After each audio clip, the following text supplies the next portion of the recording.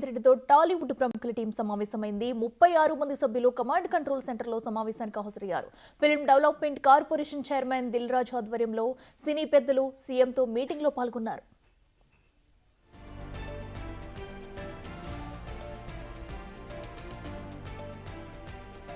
FDC chairman Dil రాజు, డైరెక్టర్లు హరీష్ శంకర్, త్రివిక్రమ్ శ్రీనివాస్, బోయపాటి శ్రీనివాస్, కొరటాల శివ సమావేశానికి హాజరయ్యారు.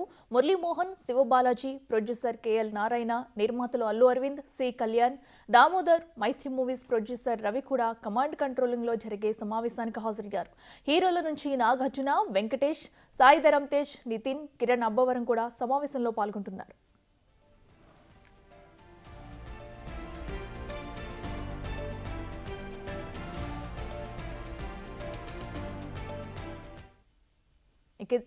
అంశానికి సంబంధించి మరింత సమాచారం మా associate input editor Nagesh live లో అందిస్తారు. నగేష్, చెప్పండి. ఇప్పటికే కూడా సినీ పెద్దలందరూ కూడా అటు సీఎం రేవంత్ రెడ్డితో భేటీలో పాల్గొన్నట్టు తెలుస్తుంది. ఇప్పటికే భేటీ ఈ ప్రచారం మొదలైందా? అయితే అక్కడ సిచ్యువేషన్ ఎలా ఉంది? అప్డేట్స్ ఏంటి?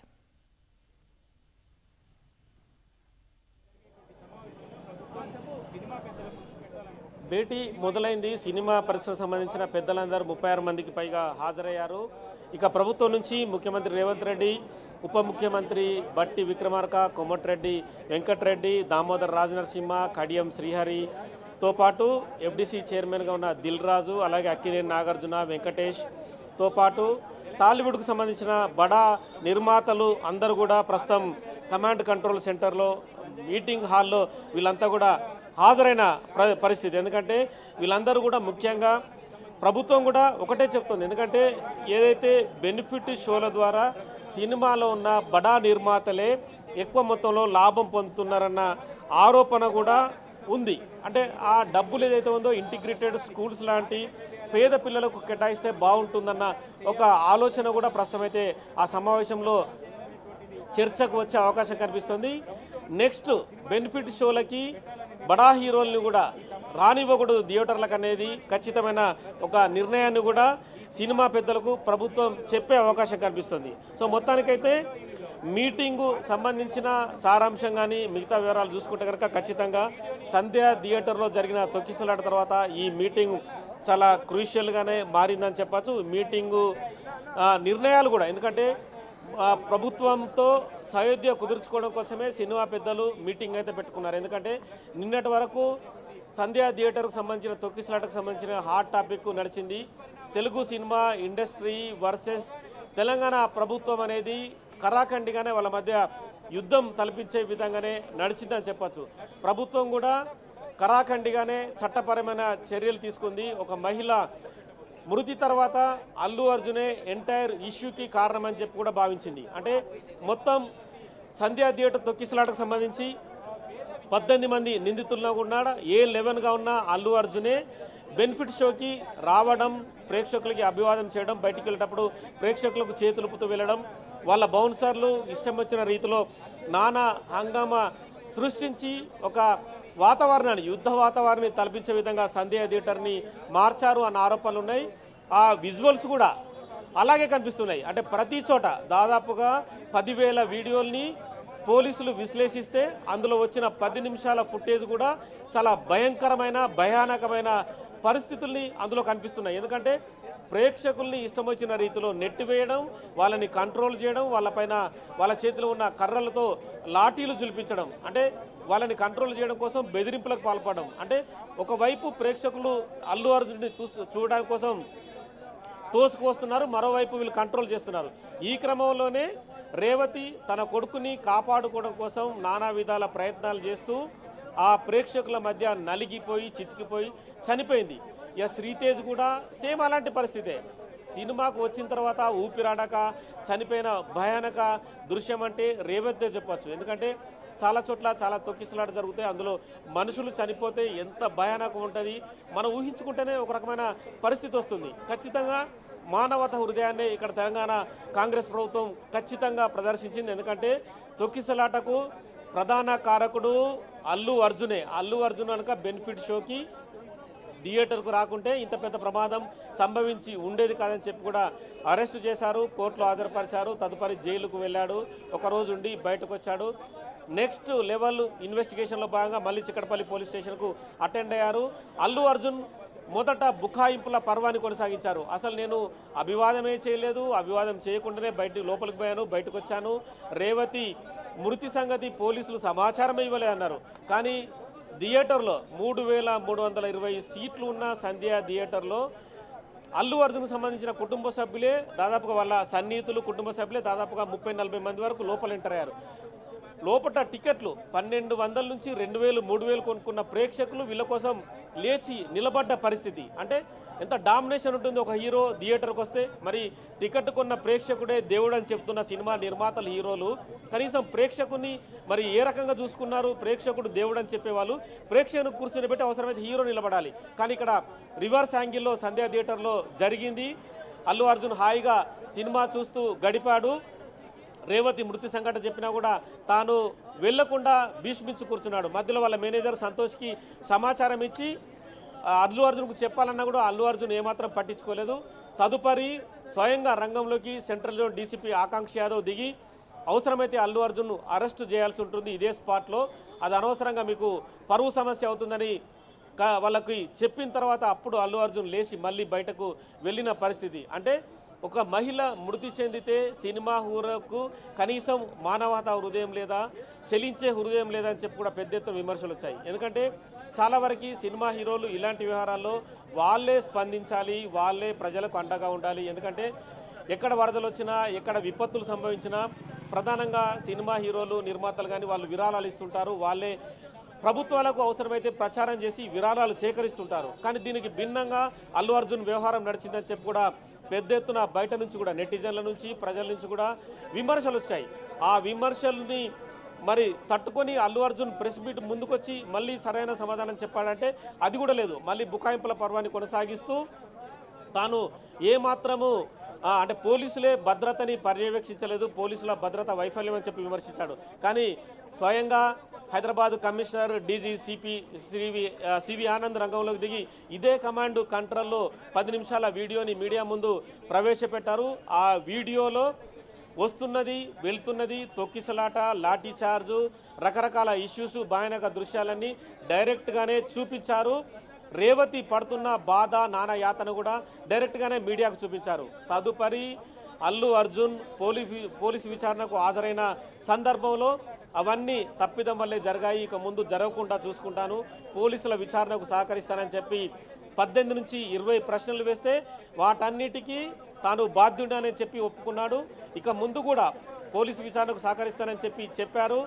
నిన్న అల్లు అరవింద్, ఎఫ్డీసీ చైర్మన్ దిల్ రాజు, అలాగే మిగతా అంటే వేణుస్వామి జ్యోతిషుడు చాలామంది నిన్న హాస్పిటల్కి వెళ్ళారు. 2 కోట్ల విరాళాన్ని శ్రీతేజ్ తండ్రి భాస్కర్కి ఇచ్చారు. ఇవాళ నిన్న ఎఫ్డీసీ చైర్మన్ దిల్ రాజు కూడా అక్కడి నుంచే ముఖ్యమంత్రి రేవంత్ రెడ్డితో సంప్రదింపులు జరిపి ఇవాళ కమాండ్ కంట్రోల్లో ఒక మీటింగు ఏర్పాటు చేయండి. ఎందుకంటే సినిమా పెద్దలకి ప్రభుత్వానికి మధ్య గ్యాప్ ఉండకూడదు, ఖచ్చితంగా గ్యాప్ను పూరించాలి. ఎందుకంటే మీరు మాట్లాడాలి, మేము మాట్లాడతాం, ఇరువైపులో మాట్లాడితేనే ఆ ప్రశ్నలకు సరైన సమాధానం దొరుకుతుందని చెప్పి తాను ముఖ్యమంత్రి రేవంత్ రెడ్డిని కన్విన్స్ చేశారు. ముఖ్యమంత్రి రేవంత్ రెడ్డితో పాటు కోమటిరెడ్డి వెంకటరెడ్డి కూడా ఫోన్ల ద్వారా కలిసి కూడా కన్విన్స్ చేసి వాళ్ళ మీటింగ్ ఒప్పించారు. ఎందుకంటే ప్రభుత్వాలకు పరిశ్రమకు మధ్య ఏ చిన్న గ్యాప్ ఉండకూడదని చెప్పి కూడా మంచు విష్ణు కూడా ప్రకటించారు. ఎందుకంటే ఫిలిం ఛాంబర్ అధ్యక్షుడు ఉన్న మంచు విష్ణు కూడా, ఎందుకంటే ప్రభుత్వాలు ఈనాడు కొనసాగడం లేదు, ఏనాటి నుంచో దశాబ్దాల నుంచి కొనసాగుతున్నాయి. ప్రభుత్వాల్లో చెన్నారెడ్డి ముఖ్యమంత్రిగా, అప్పటి కాంగ్రెస్ ముఖ్యమంత్రి కూడా చెన్నారెడ్డి నుంచి ఈనాటి రేవంత్ రెడ్డి వరకు కూడా ఖచ్చితంగా ప్రభుత్వంతో సయోధ్య ఉండాల్సిందే. ప్రభుత్వంతో ఒక రకమైన చక్కటి వాతావరణం, మంచి వాతావరణాన్ని కొనసాగించాలి. ఎందుకు గొడవలు, ఎందుకు కొట్లాటలు, ఇగో సమస్యలు ఎందుకు, మనకు ఎవ్వి ఉండకూడదు. మనం వినోదాన్ని ప్రేక్షకులకు పంచే హీరోలం మాత్రమే. నిజ జీవితంలో మేము కూడా మనుషులేమన్న ఒక విధానాన్ని ఎక్స్ వేదికగా ప్రకటించారు. ఆ విషయాన్ని కూడా సినిమాలో ఉన్న చాలామంది అంగీకరించారు. ఎందుకంటే మామూలు మనుషులుగా బయటకు వస్తే వాళ్ళు కూడా జనరల్గా మనతో పాటు ఉన్న వ్యక్తులుగానే మనం గుర్తిస్తాం. సినిమా ప్రపంచంలో వాళ్ళు కోట్ల రూపాయల డబ్బులు పెట్టి వినోదాన్ని పంచడానికి రకరకాల కథలు ఎంచుకుంటూ సినిమాలు తీస్తున్నారు. కానీ సినిమాలను కూడా అంటే విమర్శించే విధంగా కూడా సినిమా ఉందనేది కూడా బయట నుంచి క్రిటిక్స్ నుంచి కూడా విమర్శలు వచ్చాయి. ఎందుకంటే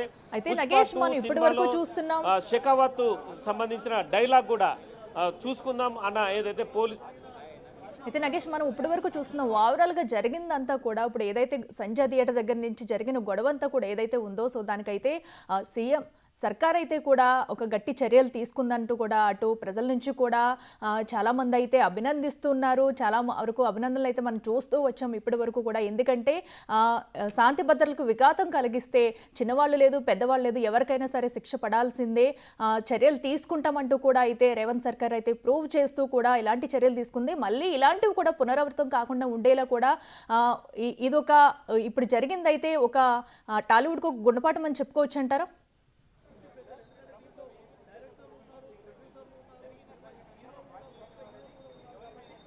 ఖచ్చితంగా గుణపాఠం అని చెప్పుకోవచ్చు. వాళ్ళు కూడా ఖచ్చితంగా ప్రభుత్వానికి తలొగ్గారు అనేది కూడా ఖచ్చితంగా చెప్పచ్చు. ఎందుకంటే సినిమా పరిశ్రమ అనేది ప్రభుత్వాలు లేకుండా ఎక్కడ నడిచే పరిస్థితి లేదు.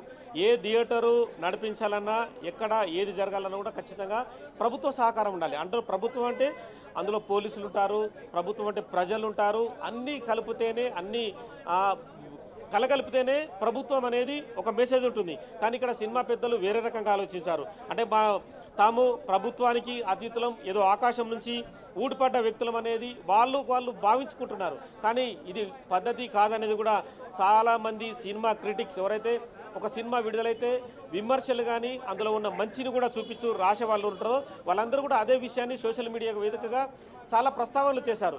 ఈ క్రమంలోనే సినిమా పరిశ్రమ అనవసరంగా ప్రభుత్వాలతో గొడవలు పెట్టుకోవడం ఎందుకనేది కూడా భావనకు వచ్చినట్టు కనిపిస్తుంది. ఈ క్రమంలోనే ఎఫ్డిసి చైర్మన్ సినిమాకి పెద్దన్నగా రంగంలోకి దిగారు. రంగంలోకి దిగి ప్రభుత్వాన్ని ఒప్పించి చర్చల వరకు అయితే ప్రస్తుతం తీసుకొచ్చారు. ఇక బెనిఫిట్ షోలు విషయమా లేదంటే సినిమా రేట్లు పెంచుకోవాలన్న విషయమా అనేది కూడా ప్రస్తుతం ప్రభుత్వంతో జరిగే చర్చలను బట్టి, విధి విధానాలను బట్టి ప్రభుత్వం ఒప్పుకుంటుందా లేదా, వీళ్ళు ప్రభుత్వానికి కానీ బయట సేవా కార్యక్రమాల రూపేణా ఏం చేయదలుచుకున్నారు అన్న విషయాన్ని మాత్రం ప్రస్తుతం చర్చించే అవకాశం కనిపిస్తుంది. ఎందుకంటే చాలా వరకు బెనిఫిట్ షోల ద్వారా సినిమా రేట్లు పెంచుకోవడం ద్వారా బడా నిర్మాతలే కోట్లు సంపాదించుకుంటున్నారు.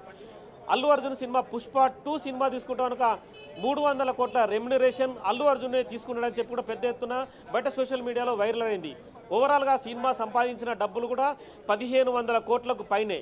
మరి ఒక సినిమా వాళ్ళు పెట్టిన ఖర్చుకి ఒక 10 అంతలు ఎక్కువ సంపాదిస్తున్నారు. కానీ వాళ్ళు ఇచ్చే అంటే బయట దాన ధర్మాలు కావచ్చు, బయట చేసే ప్రజలకు సేవా కార్యక్రమాలు కావచ్చు, ఇవన్నీ ఉన్నాయంటే అవి చాలా తక్కువనే చెప్పచ్చు. ఎందుకంటే సినిమా వాళ్ళ జీవితమే హైఫై లైఫ్గా ఉంటుంది. వాళ్ళు అసలు ఎవరిని పట్టించుకోరు. ఎప్పుడు బయటకు వచ్చినా వాళ్ళ చుట్టూ 40 మంది బౌన్సర్లు ఉంటారు. వాళ్ళపైన ఈగ వాళ్ళనియకుండా కూడా వాళ్ళు వ్యవహార శైలి ఉంటుంది. కానీ సినిమా ప్రపంచం ఆకాశంలో ఉన్న సినిమా అయితే భూమికి దిగింది.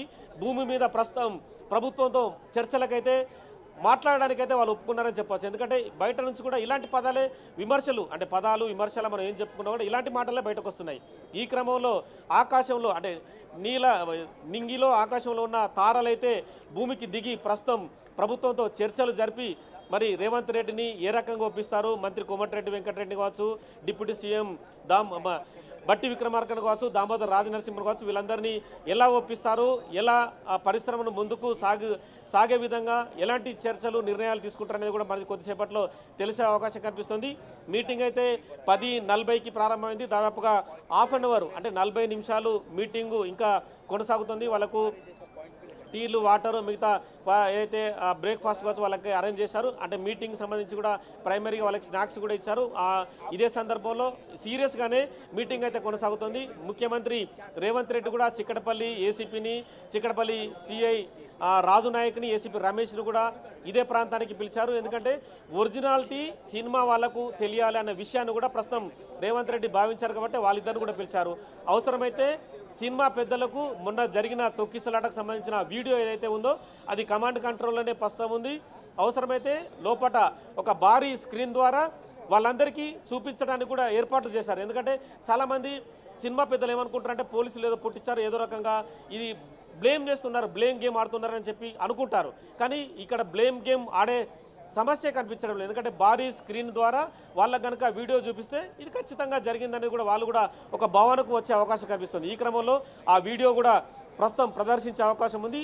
తదుపరి సినిమా పెద్దల నుంచి మరి ఇలా జరుగుతున్నాయి, వీటికి ఆన్సర్ మీరు ఏం చెప్పదలుచుకున్నారు, నెక్స్ట్ లెవెల్లో మరి మీరు తీసుకునే నిర్ణయాలు కూడా ఎలా ఉండబోతున్నాయి, ఇవన్నీ కూడా ఖచ్చితంగా సినిమా పెద్దలతో మాట్లాడే అవకాశం కనిపిస్తుంది. అయితే గతంలోనే నగేష్, చాలా సందర్భాల్లో మరోపక్క సి కళ్యాణ్ లాంటి ప్రభుత్వం వాళ్ళు నుంచి కూడా కూడా చాలా విషయాలు వెల్లడించారు. ఎందుకంటే సినిమాకి పరిశ్రమకి ఒక ప్రభుత్వం కూడా కొన్ని ప్రతిపాదనలు అయితే సినీ పెద్దల ముందు కూడా ఉంచనున్నట్టు తెలుస్తుంది. ఎందుకంటే టాలీవుడ్ కూడా ప్రభుత్వానికి సహకరించాలి, డ్రగ్స్ వ్యతిరేకంగా పోరాడాలి, వీటిని కూడా కొన్ని అంశాలను అయితే వాళ్ళ ముందు ఉంచబోతుంది. మరి వీటికి వీళ్ళ నుంచి రియాక్షన్ ఎలా ఉండబోతుంది అనుకోవచ్చు?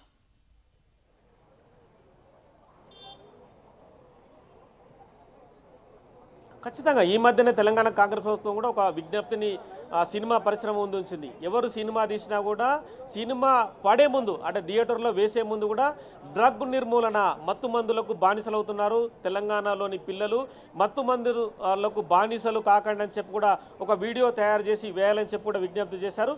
అదే క్రమంలో ఆ వీడియోని ప్రస్తుతం ఎవరైతే సినిమా విడుదల చేస్తున్న హీరో ఉన్నారో ఒక నిడివి అంటే ఒక 2 నిమిషాల వీడియోని కూడా వాళ్ళు ప్రదర్శనగా ముందుకు తీసుకొస్తున్నారు. ఇవన్నీ కూడా అంటే ప్రజలకు సంబంధించిన సంక్షేమ కార్యక్రమాలు కావచ్చు, ప్రజలకు మంచి మెసేజ్ ఇచ్చే విధంగా కూడా సినిమా హీరోలు ఉండాలి. ఎందుకంటే కేవలం ఫైటింగ్లు, బెదిరింపులు, కొట్టడాలు, ఫైట్లు ఇవన్నీ కాదు. అంటే ప్రజలకు సంబంధించి కూడా చాలా అంశాలు కూడా ఇందులో పొందుపరిచి ఉంటాయి.